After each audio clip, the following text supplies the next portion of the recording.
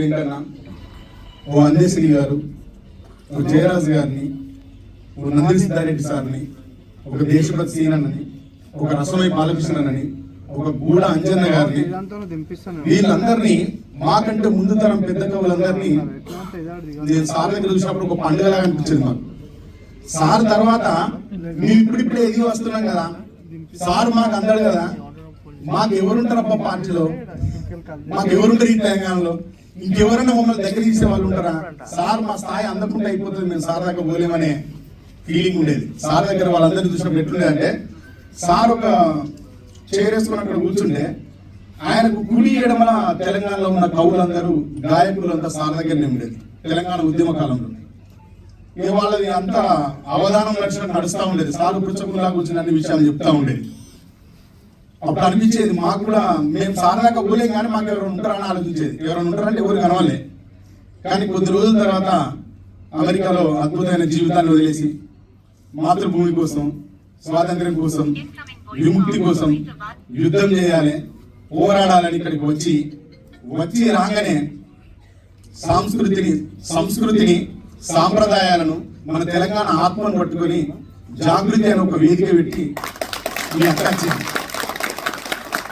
చూడండి ఎంత యాదృచ్ఛికం చూడండి. ఈ అక్క పేరు కవిత. ఈ అక్క పేరు చెప్పాలి మీరు అంత గట్టిగా. కాదు, కవిత ఫస్ట్. కవిత తర్వాతనే కవితక్క అయింది. ఫస్ట్ కవిత. మనం తీసేద్దాం. గట్టి చెప్పండి. ఈ అక్కను సార్ కూడా కవి అని పిలుస్తారు ఎక్కువ సందర్భాలు. అందుకే ఈ అక్క పేరులో ఉన్నటువంటి అర్థాన్ని సార్థకం చేసుకొని తెలంగాణలో ఉన్న అటు పెద్దవాళ్ళతో పాటు, మా జనరేషన్ వాళ్ళతో పాటు, మా తర్వాత వస్తున్న పిల్లలతో పాటు ఒక వేదికను సమకూర్చి, ఒక వేదికను ఏర్పాటు చేసి ఒక చెట్టులాగా ఏర్పడ్డది అక్క. ఒక నీడ బట్టి మాట్లాడి ఎట్లా బట్టి నేను చెప్తాను అన్న. నాకు ఒక 2 నిమిషాలు. మీరు మధ్యలో ఇట్లా అంటే నేను తప్పు చేసినట్టు భావిస్తా. అందుకే అడుగుతున్నా. మీకు ఎవరికి తెలియదు అన్న.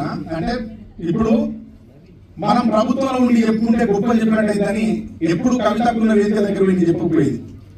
నాకు కవిత కంటే బాగా ఇష్టం. నాకు 2 అక్కలు. ఈ అక్క ఇష్టం, ఇంకొక భవాని అక్క అని ఉంటుంది, ఆమె కూడా చాలా ఇష్టం. కానీ ఈ అక్కది అగ్రస్థానం నా తోడబుట్టి 2 అక్కల కంటే ఎక్కువ. చెప్పుకుంటే ఏమైపోతుంది అంటే, ఆమె ప్రభుత్వంలో ఉన్నది, అధికారంలో ఉన్నది, వీళ్ళు భజన చేస్తారు అని అంటారు. కానీ ఖచ్చితంగా మాట్లాడితే భజన చేయాల్సి వస్తే కవిత గురించి భజన కూడా చేస్తుంది, తప్పేం లేదు. ఇది ఎందుకు చెప్తానంటే నేను మీకు చెప్తాను. మన తెలంగాణ సమాజం నుంచి ఉద్యమకాలం ప్రభుత్వం వచ్చిన తర్వాత ఒక అద్భుతమైన పాట మన దగ్గర నుంచి వెళ్ళిపోయింది. ఒక పాటగాడు మన దగ్గర నుంచి వెళ్ళిపోయాడు. ఆ పాటగాడు ఇప్పుడు చాలా మంది గుర్తుండకపోవచ్చు. నిన్ను విడిచి ఉండలేనమ్మా ఓ పాటమ్మా, ఎన్నడూ మరిచిపోనమ్మో నా పాటమ్మా. తెలుసా ఈ పాట? దేవరకొండ భిక్షపతి అన్నట్టయినా మేమందరం అక్క పక్కన ఉన్నా, అందరం ఉన్నాం అక్క దగ్గరనే. నేనున్నా, సాయి చంద్ర ఉన్నాడు, గోదావరి సీనన్న ఉన్నాడు, అభినయ సీనన్న ఉన్నాడు. అసలు తెలంగాణలో ఉన్న కవులందరం అక్క దగ్గరనే ఉన్నాం. కానీ కవితక దృష్టి ఎంత పెద్దది అంటే, ఎంత విశాలమైందంటే, మేమందరం ఇక్కడ ఉండి ఇక్కడ లేను ఎవరు అని వెతుకుని ఫోన్ చేసేది. ఫోన్ చేసి భిక్షపతన్న నీ పాట వినాలి రా అన్న, నువ్వు ఇక్కడ హైదరాబాద్ రా అన్న, ఈ షిఫ్ట్ రా అన్న అని చాలాసార్లు మాట్లాడేది. కానీ ఆయన వీడికి వచ్చి అక్క దగ్గర కూర్చొని వేదికలు కట్టడి తిరిగి మళ్ళా ఆయన మాట్లాడి వెళ్ళిపోయేది. మాట్లాడి దాశరథి గారు ఉంటున్నా. లాస్ట్ మీకు ఒక మాట చెప్తానని, నా తెలంగాణ 1,00,00,000 రతనాల వీణ అన్నాడు. ఎవరు? సౌండ్ లేదు చెప్పాలి, ఇది ఎవరన్నారు? అక్కడ లాస్ట్ ముందు కూడా చెప్పాలన్నా, సౌండ్ లేదు. మనకు మర్చిపోయిన అయ్యింది. మనం మళ్ళా ఉద్యమంలో ఉన్నాం, గుర్తుపెట్టుకొని మళ్ళా వాళ్ళనే ఉన్నాం. నా తెలంగాణ 1,00,00,000 రతనాల వీణ అన్నది ఎవరు? రతనాల వీణ మీద రక్తములుకుతున్నది, ఈ రాజ్య హింసను చూడగా రక్తమంతా మరుగుతున్నది. తెచ్చిన తెలంగాణ తెర్లైతున్నది, కాంగ్రెసు పరిపాలన తల్లిని తాకట్టు పెడుతున్నది.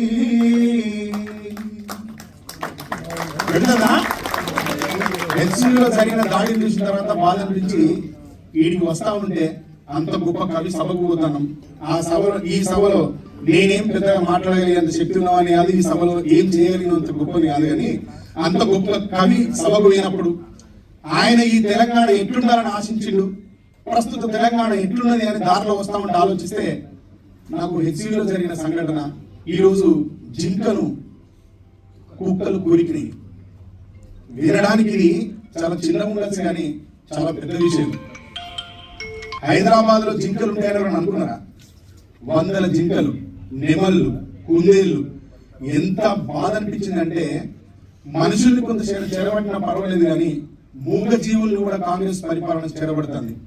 దీనికి మందు పెట్టడం అనేది మనమే ఆలోచించాలి, మనమే ముందు నడవాలి, మనమే యుద్ధం చేయాలి అని తెలియజేస్తూ ఈ వేదిక మీద మాట్లాడే అవకాశాన్ని నాకు కలిగించిన సభాధ్యక్షులు నవీనాచార్య అన్న గారికి, మా అక్క కవితకు, దేశపతి సీనన్నకు ప్రత్యేకంగా ధన్యవాదాలు తెలియజేస్తూ సెలవు తీసుకున్నాను. అయితే కేసీఆర్ గారిని నిందించిరో, బీఆర్ఎస్ ప్రభుత్వాన్ని నిందించిరో, ఈరోజు ఆ ప్రశ్నించే గొంతులన్నీ మూగపోయినాయి. ఒకవైపు హెచ్సియు కావచ్చు, ఒకవైపు లగచర్ల కావచ్చు, ఇట్లా అనేక సమస్యల మీద ఒకవైపు పంటలు ఎండిపోతున్నాయి, రైతన్నల ఆత్మహత్యలు, గురుకులాలలో విద్యార్థుల ఆత్మహత్యలు, ఇవన్నీ ఉన్నటువంటి పరిస్థితులలో మూగపోయినటువంటి అనేక మంది ప్రజాకవులకు మేధావించే గొంతులమని ప్రగల్భాలు పలికినోళ్ళు ప్యాకేజీలు తీసుకొని పదవులు తీసుకున్నారు.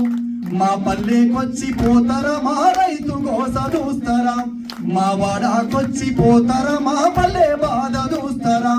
అదే ప్రశ్నించే గొంతులమని ప్రగల్భాలు పలికినోళ్ళు ప్యాకేజీలు తీసుకొని పదవులను తీసుకొని మా పల్లెకొచ్చి పోతారా, మా రైతు గోస వింటారా, మా వాడాకొచ్చి పోతారా, మా రైతు గోస వింటారా.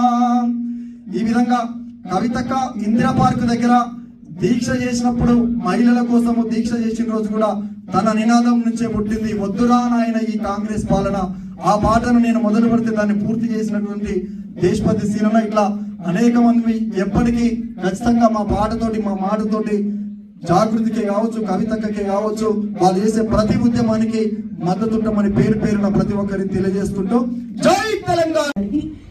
ఉన్నటువంటి నరేందర్ గారికి, సుచరిత గారికి, లావణ్య గారికి, స్వప్న గారికి, ఇంట్రెస్ట్ తో వచ్చినటువంటి మీరందరూ, అంటే సీట్లు నిండిపోయి నిలబడితే హౌస్ఫుల్ అంటారు కదా, అట్లా హౌస్ఫుల్ చేసినటువంటి మీ అందరికీ కూడా హృదయపూర్వకంగా నమస్కారాలు తెలియజేస్తా ఉన్నాను. అంటే తెలంగాణకు ఉన్నటువంటి ఒక అద్భుతమైనటువంటి శక్తి ఏంటంటే, ఇక్కడ ఏదో నిజంగా మట్టిలో ఏదో మహిమ ఉండదు అనుకుంటా, పుట్టిన ప్రతి బిడ్డ కూడా ఆయన రక్తంలోనే ధిక్కారం ఉంటుంది అనుకుంటా, ఆయన ఊపిరిలోనే విప్లవ జ్వాల ఉంటుందని చెప్పి నేను అనుకుంటా. అది మనం దాశరథి గారిని చూస్తే అనువనువున కూడా మనకు కనబడుతుంది.